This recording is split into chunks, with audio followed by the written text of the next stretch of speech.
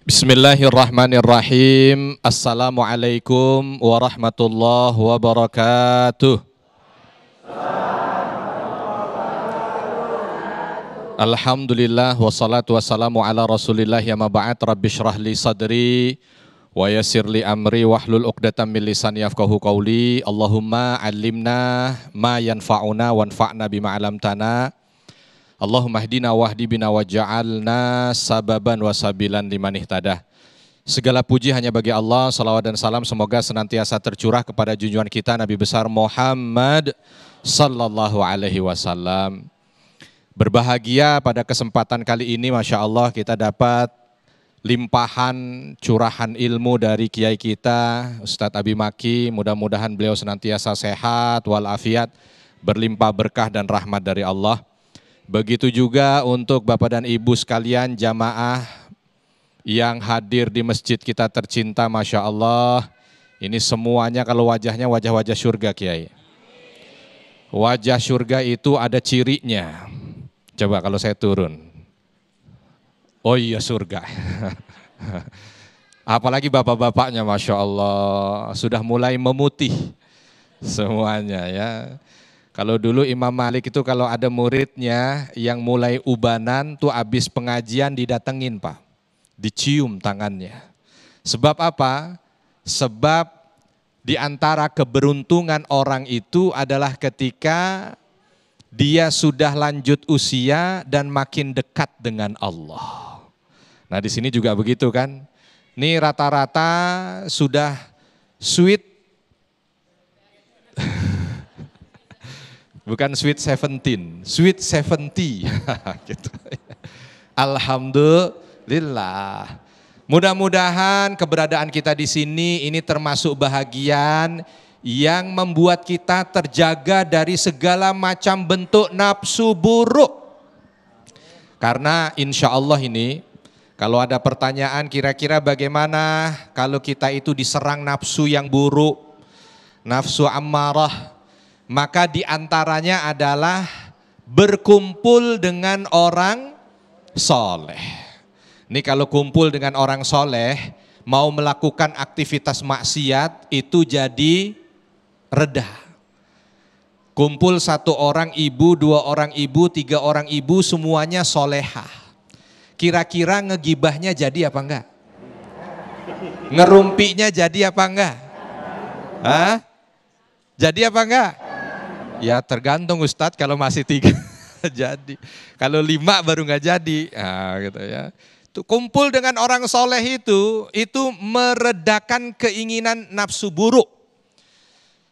Bapak-bapak ya kan, yang soleh, kumpul semua. Kalau udah kumpul 3 orang soleh, 4 orang soleh, 5 orang soleh, maka insya Allah frekuensinya soleh. Lagi kumpul, nggak ada yang lain diomong, ditanya hafalan Quran berapa? Ya, gitu. Ya kita saling sambung ayat, gitu. Enggak. Tapi minimal yang diomong baik. Kalau di masjid pasti ngomongin masjid. Ini masjid kita ini Masya Allah sudah nyaman, apalagi yang perlu dibikin nyaman. Tuh kan omongannya baik. Coba na'udzubillah kalau kumpulnya di tempat maksiat. Ada nggak mungkin orang kumpul di tempat maksiat, orang-orang buruk tiba-tiba di tempat maksiat ngomongin masjid? Gak ada. Sama dengan orang-orang soleh, orang-orang solehah ketika ada di masjid, ada nggak ngomongin hal-hal yang sifatnya, ntar malam mabok yuk? Gak ada. Ntar malam zina yuk? Gak ada.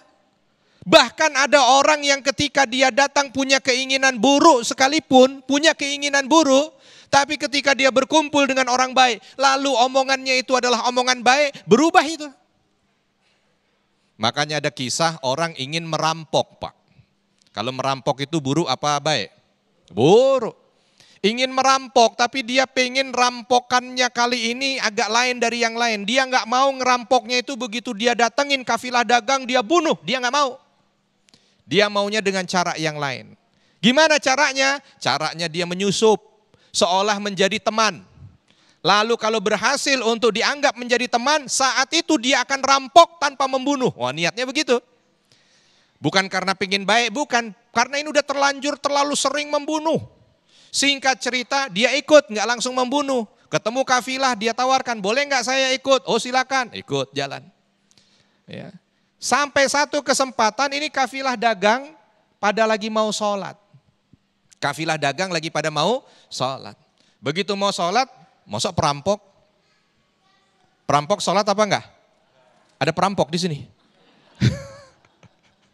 Enggak ada, ini pasti orang soleh kalau di sini. Ini perampok bingung, kalau saya enggak ikut sholat, misi saya gagal. Tapi kalau saya ikut sholat, mosok perampok sholat. Singkat cerita ini orang-orang yang ada di kafilah ini manggil dia, ayo sholat, ngapain? Enggak usah, saya enggak sholat, saya nunggu di sini aja. Enggak usah nunggu, ayo ikut sholat dulu, biarin itu mah. Yang penting udah ditambat, diikat itu onta aman. Sholat dia, ikut sholat. Begitu sholat di sujud rakaat ketiganya, meninggal dunia. Meninggal dunia, dicabut nyawanya oleh Allah Subhanahu wa Ta'ala. Coba kalau tadi ngerampoknya bukan orang soleh. Ya. Yang mau dirampok orang soleh. Ngerampok aja kena, makanya tadi. Nah, nih. Apa? Yang pertama tadi berkumpul dengan orang soleh. Lingkungan itu penting. Nabi SAW menyampaikan almar'u ala dini khalilih. Orang itu tergantung dengan agama temannya. Falyandur ilaman yukhaliluh. Maka kalau ingin melihat bagaimana kualitas iman seseorang, jangan cuma dilihat dianya, tapi lihat temannya. Gitu. Ingin melihat kualitas iman seorang Arifin Nugroho, jangan lihat saya, lihat guru saya. Nah, begitu kan. Wah, kualitasnya begini. Makanya kalau bapak-bapak di sini ini mah, masya Allah tuh malaikat begitu mau deket, udah ini mah kanan kirinya udah pecian, kanan kirinya sudah jenggotan, kanan kirinya wajahnya bersih. Ya ini rata-rata nih wajahnya juga keriput, ya. Tuh, keriput itu adalah satu anugerah Allah. Gitu. Ada keriput karena mikirin sodako, keriput mikirin umat, keriput mikirin keluarga. Itu nanti di akhirat akan menjadi cahaya. Cahaya. Dibanding dengan orang yang gak mau dengan takdir Allah sehingga direka-reka umur sudah 92 tahun masih kayak umur 17 tahun. Itu malah ngeri nanti. Satu apa? Lingkungan. Dua, apa yang bisa menundukkan segala nafsu buruk kita? Perbanyak ibadah. Mendekatkan diri kepada Allah. Nabi SAW menyampaikan, barang siapa yang diantara kalian itu manis tato aminkumul ba'ah falyatazawaj. Yang bisa nikah. Ini buat ya ma'syarah syabab, buat orang-orang muda. Yang bisa nikah. Yang gak bisa kata Nabi, fa'alaihi bisyam, maka hendaknya dia puasa. Sebab apa? Puasa itu menjadi obat. Makanya ibadah itu obat. Kalau ada seseorang ketika ingin melakukan maksiat, nafsunya ingin ada sesuatu, langsung ibadah. Nih, ibu-ibu ngumpul berlima lagi mau ngegibah, bentar kita sholat dulu ya. Gitu, itu gak jadi itu ngegibah. Kumpul mau nyolong, mau ngerampok, mau korupsi. Ini koruptor, kalau sebelum dia korupsi, wudhu dulu, terus abis itu sholat dan berdoa, ya Allah lindungi hamba dari harta haram. Jadi gak kira-kira korupsi? Gak jadi. Tuh, yang ketiga mendekatkan diri kepada Allah. Banyak minta kepada Allah, kita ini makhluk yang lemah. Minta kepada Allah, ya Allah, berikan kemudahan pada hamba untuk dijauhkan dari nafsu buruk. Wallahu a'lam. Baik, Masya Allah, terima kasih Ustadz Arifin Nugroho yang telah melengkapi tausiah atau tema yang sangat menarik ini. Bagaimana kita menundukkan hawa nafsu kita.